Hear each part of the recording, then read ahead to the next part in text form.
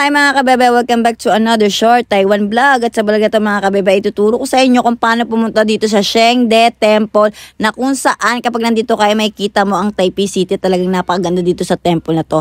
Pagpasensyahan nyo na at na-late ang edit ng person dahil na busy ang person. So tara, eto na, ipapakita ko sa inyo paano pumunta dito. Sa mga kabebe, dito tayo ngayon sa underground. Sasakay tayo ng train papunta dun sa Taipei Main Station para makapunta tayo sa temple. Okay. Nakarating na kami dito sa Taipei Main Station at meron pang malaking Christmas tree dahil sabi ko nga sa inyo mga kabebe, December pa tong vlog na to. So anyway mga kabebe, from here ay sasakay tayo ulit ng train papunta naman sa Jingzhi Train Station. By the way, pababa kayo sa underground pagkabili nyo ng ticket, and then mabilis lang naman mahanap yung istasyon na to dahil meron siyang mga guide kada train niya. Magkabilaan yan, meron niyang mga istasyon kung saan pupunta yung train na yan. At may mga arrow yan. So, dyan kayo pwede sumakay mga kabebe kung saan yung istasyon na yan. So, pagkababa nga namin dito mga kabebe, ito na yung Jingzhi Station. At pagkarating nga natin sa istasyon na to mga kabebe, may kita kayong malapit na bus stop. Pero take note mga kabebe, hindi kayo dito sasakay. Kasi kailangan yung tumawid sa kabila dahil nandun ang bus na papunta sa temple. At pagkatawid nga dito sa kabila mga kabebe, ang sasakyan yung bus dapat nakalagay F911. Kailangan tandaan yung F911, tapos mga kabebe walang bayad to ha. Itong bus stop to ay dumadaan siya doon every hour. So kada isang oras.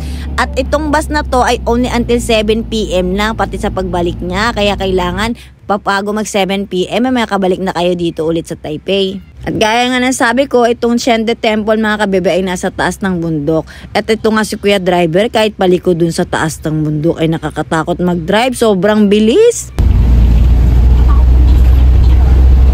So yan mga kabebe, dito nga kay baba sa signage nito yung may F911 tapos yung may Chinese sa taas na ganito.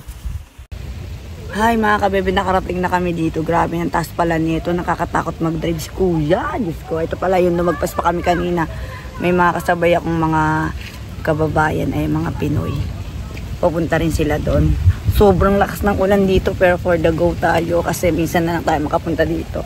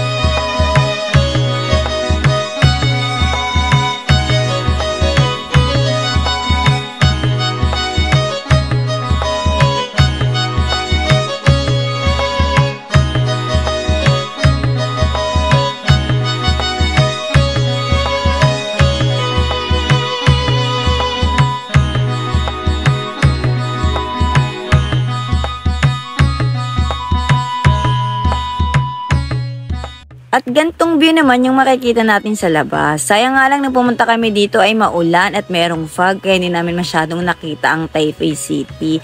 By the way mga kabebe, pag pauwi kayo, dun din kayo sasakay sa may F911 na nakalagay na may signage na Chinese dun sa taas.